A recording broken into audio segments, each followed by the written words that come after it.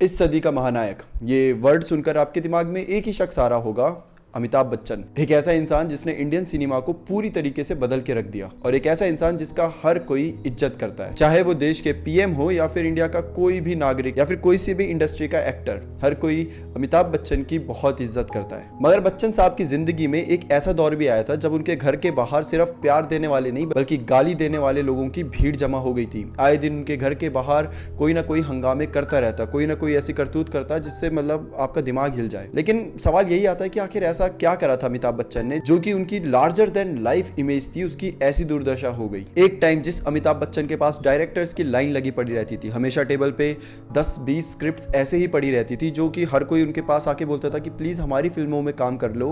अमिताभ बच्चन का एक टाइम ऐसा भी आया था जब उन्होंने यश राज प्रोडक्शन के मालिक खुद यश राज चोपड़ा के घर जाकर हाथ जोड़कर उनसे बोला था कि प्लीज मुझे काम दे दो। मतलब नौबत तो यहां तक आ चुकी थी कि अमिताभ बच्चन के आइकॉनिक बंगलो प्रतीक्षा को गिरवी तक रखना पड़ गया था। मगर ये सारी चीजों के पीछे आखिर क्या रीजन था?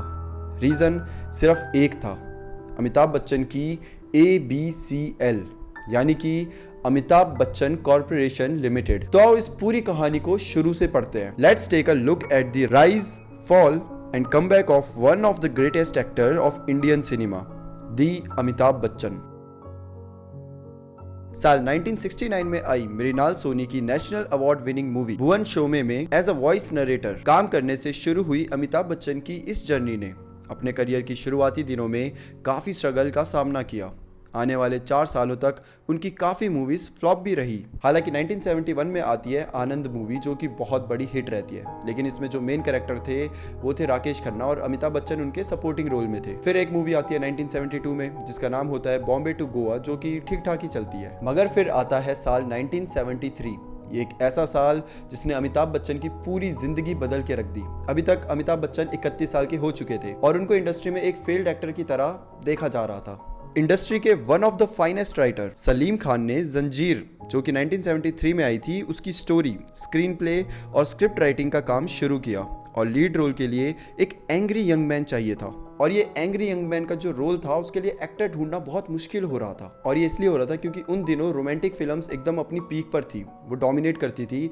और ये जो करेक्टर था ये रोमांटिक फिल्म के हीरो से बिल्कुल अपोजिट था, तो कोई भी इसे लेना चाह नहीं रहा था, और जो लेना चाह रहे थे वो इसके लिए फिट बैठ नहीं रहे थे। तभी सलीम और जावेद इनकी नज़र पड़ती है अमिताभ बच्चन पर, जो कि इनके हिसाब से बहुत टैलेंटेड थे और इस रोल के लिए एकदम फिट थे। अब सलीम जावेद सर क्या करते हैं कि जो इस मूवी के डायरेक्टर होते हैं प्रकाश मेहरा, उनसे बात करते हैं कि इस मूवी में अमिताभ बच्चन को लिया जाए, और वो इंसिस्ट करते हैं कि हमें स्ट्रांगली बिलीव है कि वो इस रोल के लिए फिट रहेंगे और बहुत अच्छे से निभाएंगे। जंजीर एक क्राइम फिल्म थी जिसमें वायलेंट एक्शन था जो पुरानी रोमांटिकली थीम्ड फिल्म से बिल्कुल अलग थी, मगर ये रिलीज होते ही ब्लॉकबस्टर साबित हुई और इस मूवी ने अमिताभ बच्चन को एक नई पहचान दी, the angry young man of the film industry. उन्हें इस फिल्म के लिए अपना पहला Filmfare award as a lead actor के लिए नॉमिनेट भी किया गया, और बाद में फिल्म फेयर ने इसे बॉलीवुड की सबसे आइकॉनिक परफॉर्मेंसेज में एक माना। ये फिल्म ब्लॉकबस्टर तो रही थी बल्कि उस साल सबसे ज्यादा कमाई करने वाली मूवी भी बन चुकी थी। इस मूवी ने अमिताभ बच्चन को बहुत बड़ा सुपरस्टार बना दिया था, क्योंकि उनकी मूवी सबसे ज्यादा कमाई थी, क्योंकि उनकी मूवी नंबर 1 मूवी थी।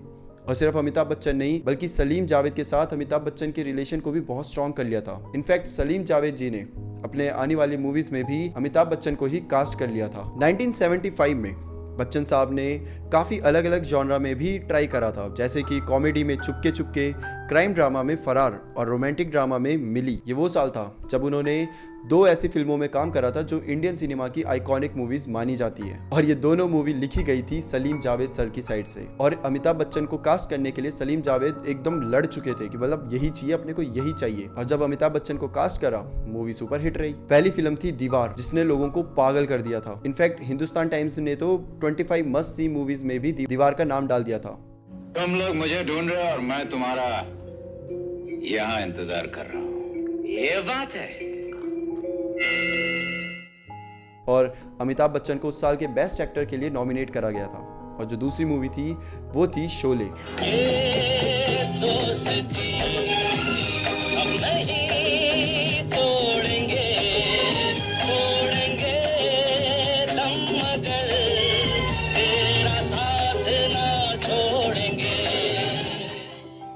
शोले 15 अगस्त 1975 को रिलीज होती है और उस साल की सबसे ज्यादा कमाई करने वाली फिल्म बन जाती है। और फिर दीवार और शोले ऐसी मूवी साबित हुई जिसने अमिताभ बच्चन को स्टार से सुपरस्टार बना दिया, उनके स्टारडम को 1970s और 1980s में अनमैच्ड कर दिया। 1999 में BBC इंडिया ने शोले को film of the millennium declare कर दिया। उस साल के 50th फिल्म फेयर अवार्ड में शोले को एक स्पेशल डिस्टिंक्शन अवार्ड भी मिला, जो कि था film fair best film of 50 years, मतलब 50 साल में जो बेस्ट फिल्म हो उसको ये अवार्ड दिया जाता है, और ये अवार्ड दिया गया था शोले को। एंड देन 1975 से 1988 तक अमिताभ बच्चन का मुकाबला करने वाला कोई नहीं रहा, मतलब उनका स्टारडम एक अलग ही लेवल पर जा चुका था। अमिताभ बच्चन को लोगों ने वन मैन इंडस्ट्री कहना भी शुरू कर दिया था। मगर साल 1982 में कूली के एक सीक्वेंस के दौरान अमिताभ बच्चन बेंगलोर में एक शूटिंग कर रहे थे। ये एक एक्शन सीन था जिसमें पुनीत इशार के साथ इनकी फाइट होने वाली थी। अभी एक्शन सीन था तो इसमें क्या था, अमिताभ बच्चन को थोड़ा कूदना था सीधा पुनीत के ऊपर। अब वो थोड़ा गलत जंप कर देते हैं, जिसकी वजह से पुनीत जब उन्हें लात से मारते हैं तो कुछ ज़्यादा जोर से लग जाती है और अमिताभ बच्चन वहीं बेहोश हो जाते हैं, जिसके बाद उन्हें हॉस्पिटल ले जाया जाता है और फिर मुंबई वापस भेज दिया जाता है। वेल, ये सुनने में जितना कम सीरियस लग रहा है उससे कई ज़्यादा सीरियस था।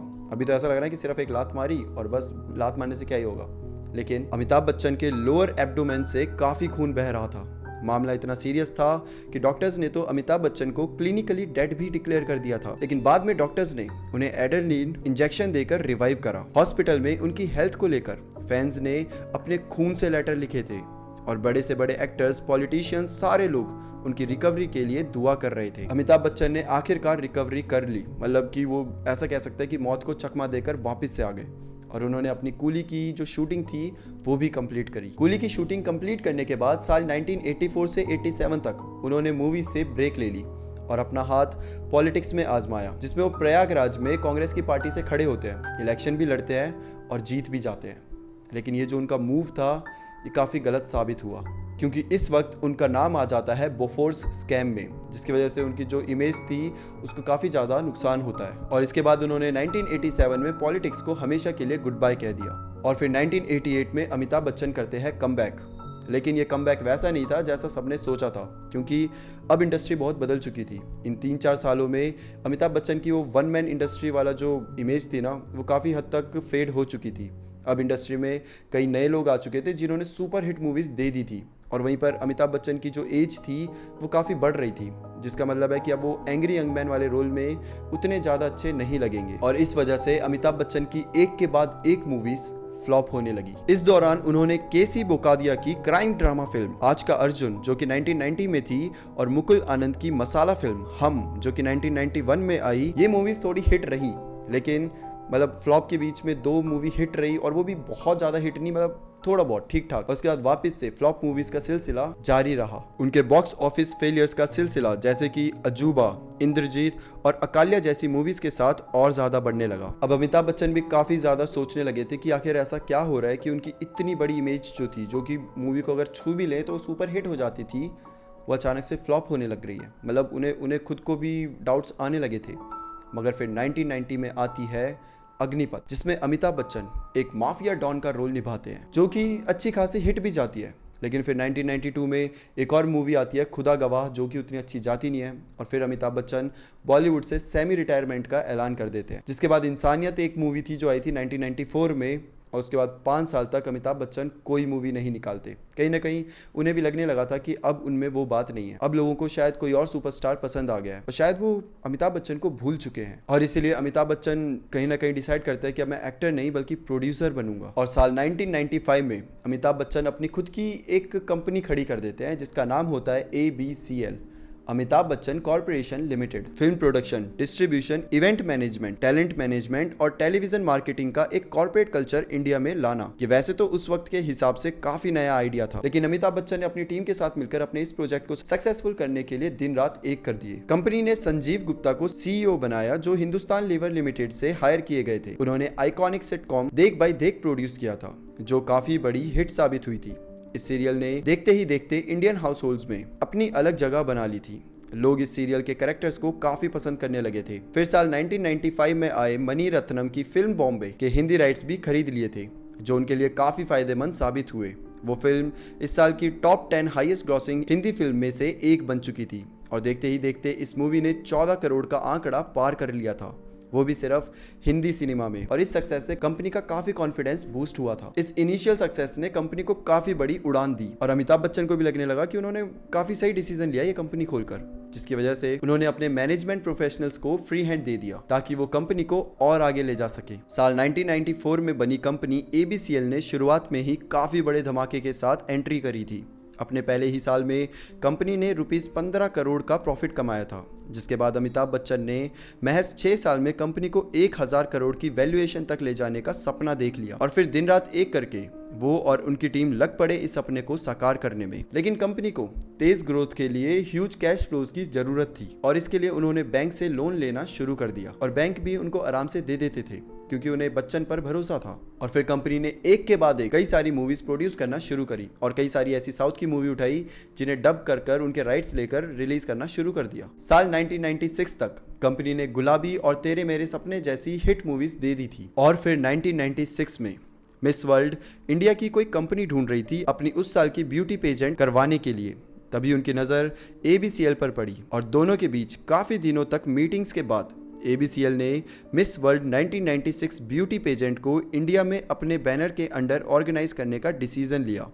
ये इवेंट पहली बार इंडिया में ऑर्गेनाइज होने जा रहा था।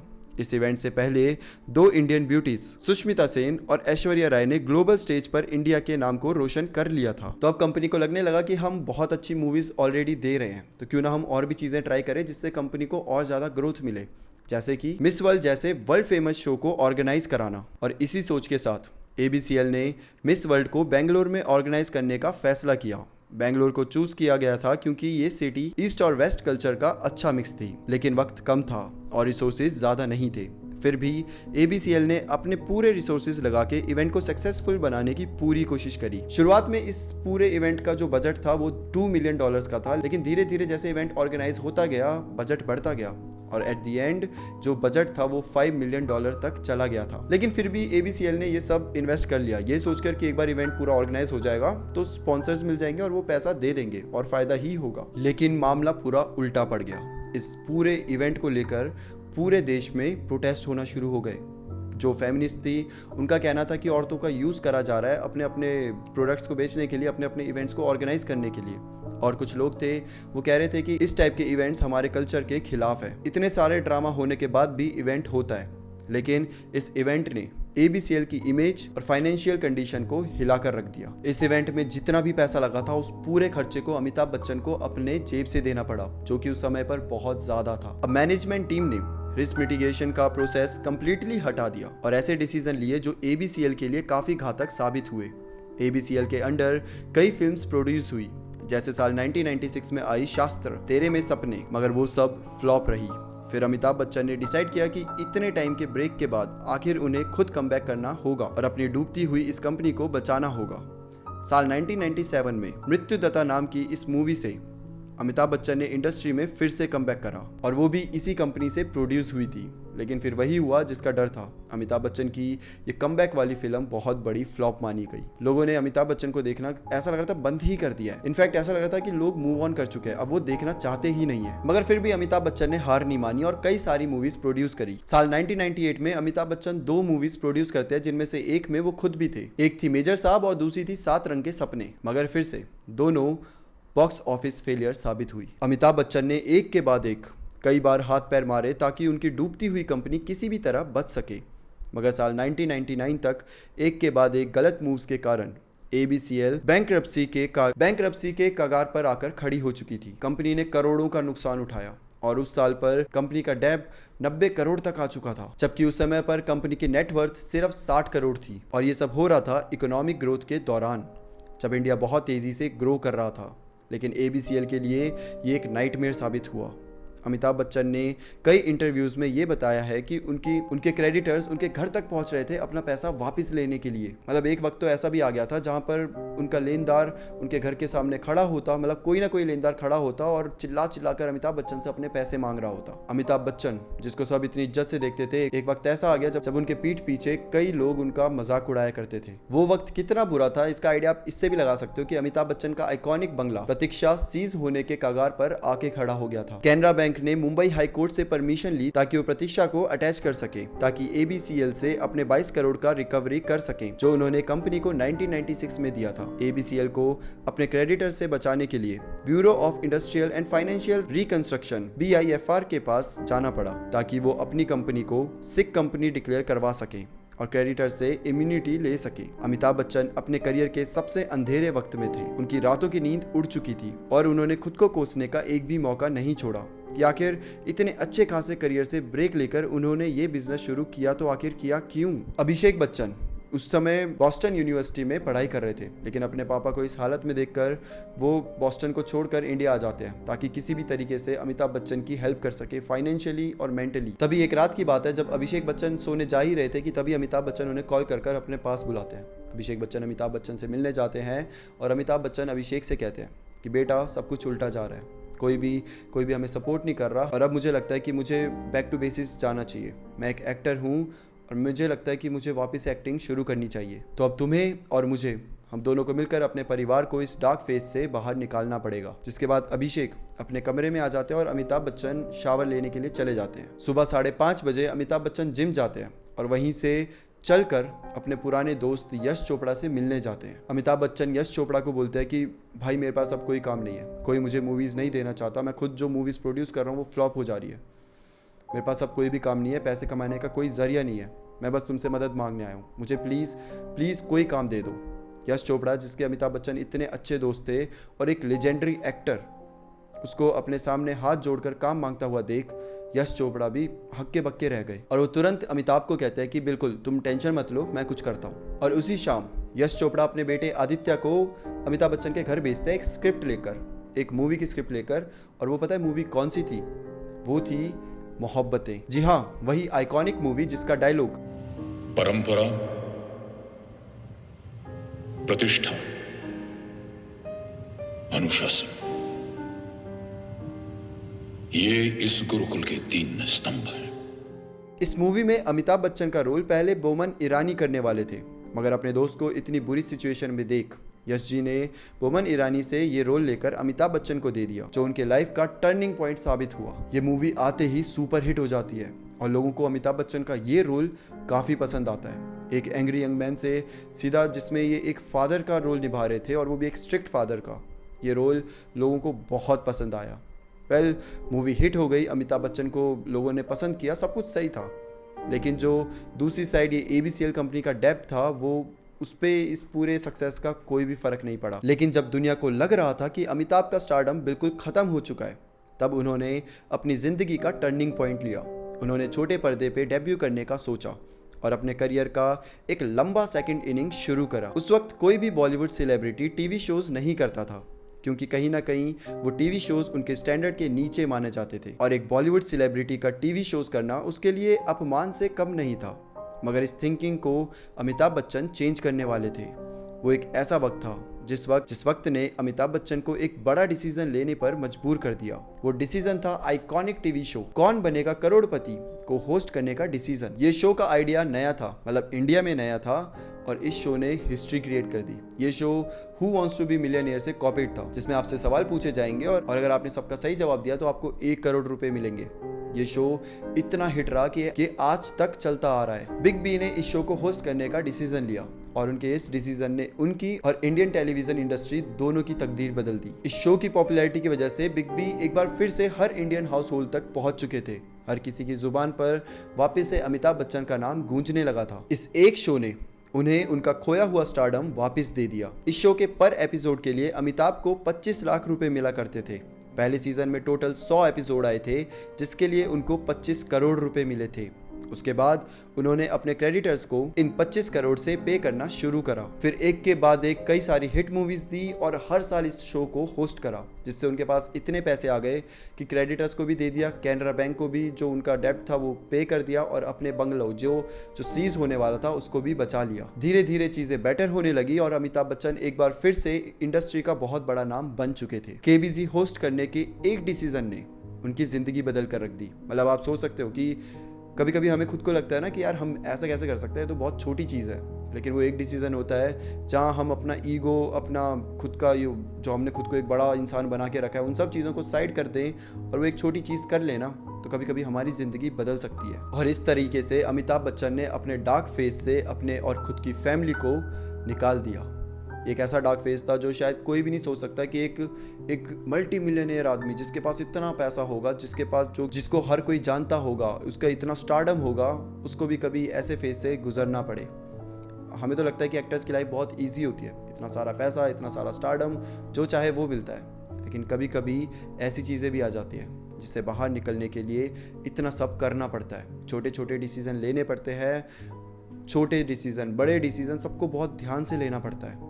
और एक डिसीज़न आपकी ज़िंदगी इस साइड भी कर सकता है और उस साइड भी कर सकता है। कंपनी खोलने का डिसीज़न जो कि 6 साल में 1000 करोड़ की टर्नओवर देगी, ये एक इतना बड़ा डिसीज़न था जिसने अमिताभ बच्चन की ज़िंदगी को पलट के रख दिया। और फिर एक छोटे से सीरियल को जाके होस्ट करना, जो कि शायद छोटे छोटे एक्टर्स तक ना करें, वो इतना बड़ा एक्टर करेगा। ये डिसीज़न जब अमिताभ बच्चन ने लिया तो उनकी ज़िंदगी वापस से यहाँ आ गई, पलट गई। तो कभी कभी ये छोटे छोटे डिसीज़न आपकी पूरी ज़िंदगी को डिफाइन कर सकते हैं। तो आप कभी भी डिसीजन लोगे तो सोच समझ के लेना। That's it for today. फिर मिलते हैं किसी और टॉपिक के साथ, तब तक के लिए bye bye and take care.